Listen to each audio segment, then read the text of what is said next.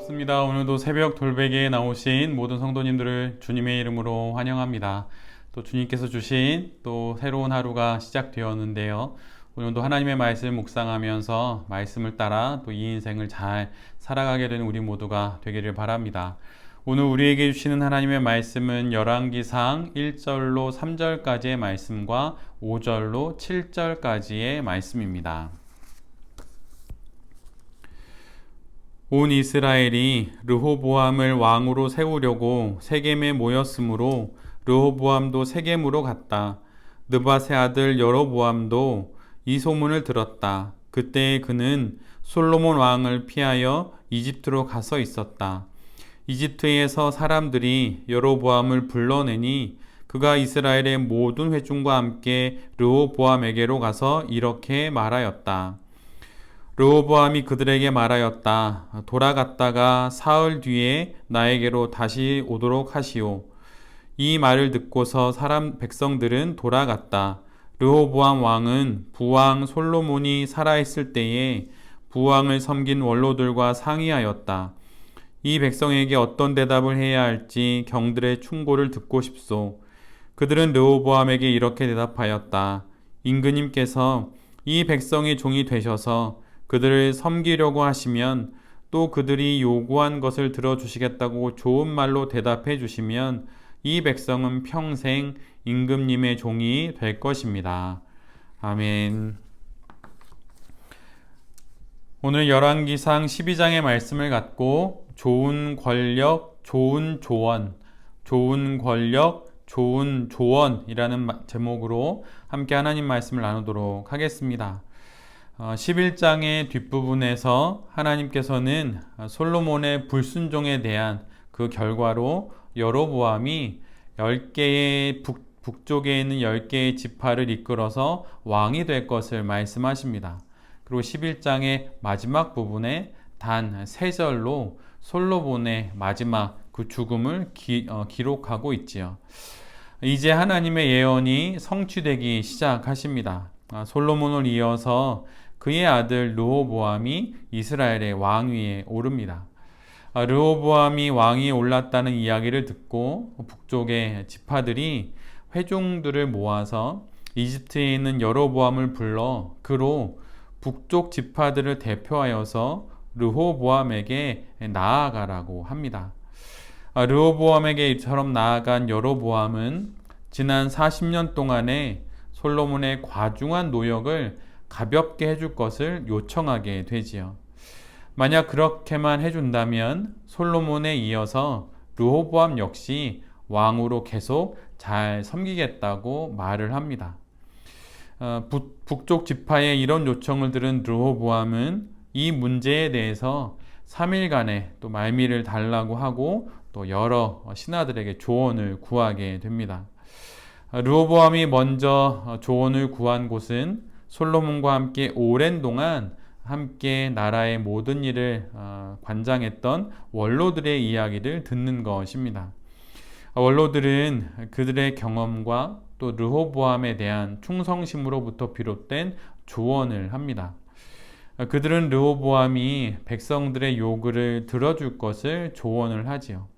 긴 세월 동안의 과중하고 무거운 그 고된 노역에서 이제 백성들이 좀 쉼을 얻도록 좀 온건한 정책을 펼칠 것을 조언합니다. 이를 오늘 본문 7절엔 이렇게 기록하고 있죠. 임금님께서 이 백성의 종이 되셔서 그들을 섬기려고 하시면 또 그들이 요구한 것을 들어주시겠다고 좋은 말로 대답해 주시면 이 백성은 평생 임금님의 종이 될 것입니다. 지금 르호보암에게는 솔로몬의 실책을 바로잡을 절호의 기회가 온 것입니다.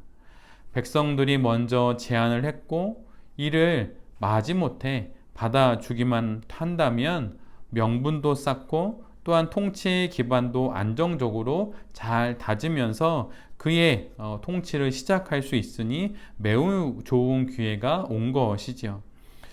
굴림이 아니라 섬김으로 솔로몬의 실수를 만회하고 실책을 바로잡아서 새롭게 통치를 시작할 기회가 온 것이라고 그렇게 솔로몬과 함께 나라를 통치했던 원로들이 조언을 해 줍니다. 하나님의 나라의 왕이 되는 것은 어떤 모습일까요? 하나님의 나라의 왕이 되는 것은 군림하는 것이 아니라 섬김으로 왕이 되는 것입니다. 왕이신 하나님의 신하로서 왕이라는 역할을 이 땅에서 잠깐 맡은 것 뿐이지요. 그러기에 왕의 자리는 통치의 자리가 아니라 섬김의 자리입니다. 군림의 자리가 아니라 섬김의 자리이지요. 잘 섬기기 위해 권력도 필요하고 또한 권위도 필요한 것입니다. 그런데 섬김 없이 권력과 권위만을 바란다면 결국 그 나라는 왕 혼자서 다스리게 되는, 그냥 왕 혼자만 있는 그런 왕국이 되는 것 뿐이지요. 마태복음 20장에는 예수님께서 왕좌에 오르실 때 그 왼편과 오른편에 자신들이 앉을 수 있게 해달라는 야고보와 요한의 그런 간청이 기록되어 있는 본문입니다. 그런데 그들의 요구를 들으시고 예수님은 이렇게 말씀하시죠. 너희 가운데서 크게 되고자 하는 사람은 누구든지 너희를 섬기는 사람이 되어야 하고, 너희 가운데서 으뜸이 되고자 하는 사람은 너희의 종이 되어야 한다. 신앙 인생을 살아가며 우리가 가진 좀 더 나은 조건과 자리 또한 형편들이 있다면 그것은 군림의 수단이 아닌 섬김의 도구라고 하는 것을 우리 모두가 잘 기억해야 할 것입니다. 교회 안에서의 직분도 마찬가지이죠. 집사, 권사, 장로, 전도사, 목사, 이 모든 직분은 섬김을 위한 그런 수단이요 도구이지 군림을 위한 그러한 용도로 우리에게 주어진 것이 결코 아닙니다. 그러기에 지금 내게 어떤 권위나 힘이 있다면, 또는 어떤 능력과 좋은 조건들이 있다면 그것들을 군림의 수단이 아닌 섬김의 도구로 삼아야 한다는 것을 우리 모두가 잘 기억해야 할 것입니다. 우리 모두는 하나쯤은 다 이런 것들을 가지고 있을 거예요. 남보다 조금 더 나은 달란트나 건강, 아니면 좀 더 좋은 가정의 형편들과 어떤 실력들, 이런 게 있을 수 있겠죠. 근데 그런 것들로 내가 지금 누군가를 잘 섬기고 있는지, 가정에서는 부모님이나 배우자나 자녀들, 아니면 교회에서는 다른 지체들, 직장에서는 또 다른 동료들을 그렇게 잘 섬기고 있는지 잘 돌아봐야 할 것입니다. 남을 누르고 그들 위에 앉으라고 하나님께서 그 모든 것들을 우리에게 주신 것이 결코 아닙니다. 이를 잘 기억하면서 더 많은 능력과 더 좋은 조건으로 더 많이 섬기는 우리 모두가 될 수 있기를 간절히 바랍니다. 원로들로부터 조언을 들은 또 여로보암은 이제 다시 한번 조언을 구하게 되는데, 그들은 여로보암과 함께 자라난 친구들입니다. 젊은 신하들에게 조언을 구하게 되지요. 이들을 가리켜서 개역 개정에서는 소년들이라고 번역하고 있습니다. 그런데 사실 솔로몬에 뒤이어서 이스라엘의 왕이 된 르호보암의 나이는 41살이에요.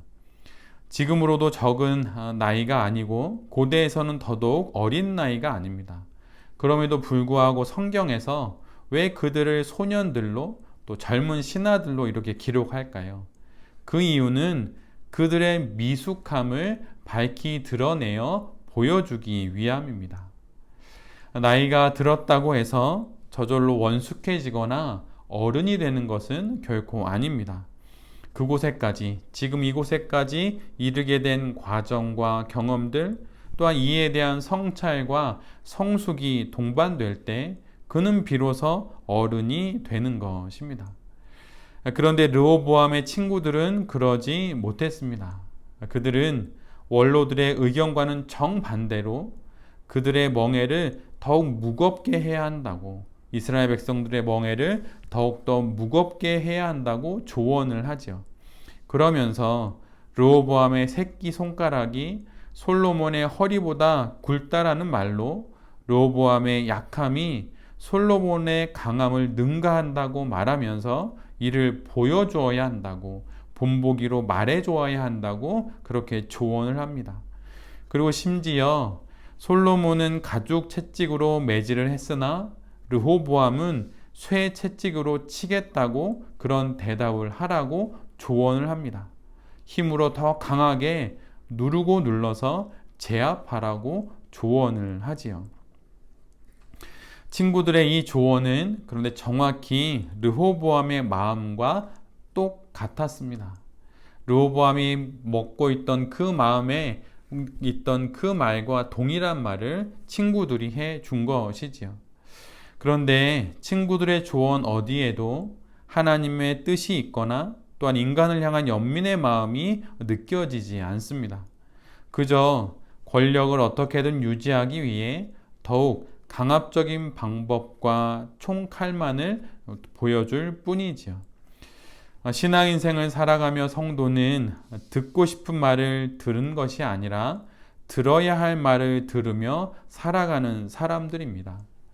조언은, 정말 좋은 조언은 내가 듣고 싶은 그런 사탕발림과 같은 말, 나의 마음에 딱 들어맞는 말이 아니라 쓰지만 이 상황에 적합한 말, 내 중심이 아닌 상황 중심의 하나님의 뜻에 부합하는 그 타당한 말이 가장 좋은 조언입니다. 그런데 르호보암은 자신이 듣고 싶은 말을 조언으로 받아들이고 그것으로 통치를 시작하게 되죠. 그 결과가 무엇입니까? 우리 모두가 다 알다시피 하나였던 이스라엘이 둘로 나뉘는 것입니다. 마태복음 11장 15절에 이런 말씀이 있습니다. 귀 있는 자는 들을지어다. 새 번역은 이렇게 번역을 합니다. 들을 귀가 있는 사람은 들어라. 예수님의 이 말씀처럼 들려오는 조언의 말들 중 하나님의 뜻을 잘 들어야 할 것입니다. 나의 성향과 결이 같다고 하여서, 내 마음속 의중과 같다고 하여서 좋은 조언이 되는 것은 결코 아닙니다. 나의 의중과 나의 바램, 나의 성향과 나의 성격, 그것에 맞춘 조언이 좋은 조언이 아니라 하나님의 뜻과 하나님의 그 뜻의 결을 같이 하는 조언이 가장 좋은 조언이지요. 매일 아침 우리가 말씀을 묵상하는 이 시간이 하나님의 조언을 듣는 바로 그 시간입니다. 하나님의 조언을 듣고 어떻게 이 땅의 삶을 살아가야 하는지, 또 내게 주신 좋은 조건과 좋은 또 상황들이 있다면 그걸 또 어떻게 사용해야 할 것인지 하나님께서 우리에게 말씀해 주시는 것이죠. 매일매일 하나님의 말씀을 통해 날마다의 선택들과 또 결정들을 하나님의 뜻에 조금 더 가깝게 해나가는 우리 모두가 될 수 있기를 바랍니다. 그래서 우리로부터 좋은 권력이 시작되고 우리로부터 좋은 조언의 열매들이 맺혀지는 그런 일들이 많이 일어나게 되기를 간절히 바랍니다. 새벽 돌베개의 모든 성도님들과 또 이 말씀을 전하는 제 자신이 내 안에 있는 모든 것들을 하나님의 뜻에 맞게 좋은 권력으로 그것처럼 사용하게 되고, 그 어떤 말보다 들어야 할 좋은 조언의 말씀을 잘 듣는 그런 신실하고 또한 경건한 성도들이 될 수 있기를 간절히 기도드립니다. 아멘. 기도하겠습니다. 주님, 우리에게 주신 그 어떤 좋은 것들이 있다면 그 모든 것들은 당신으로부터 온 것입니다.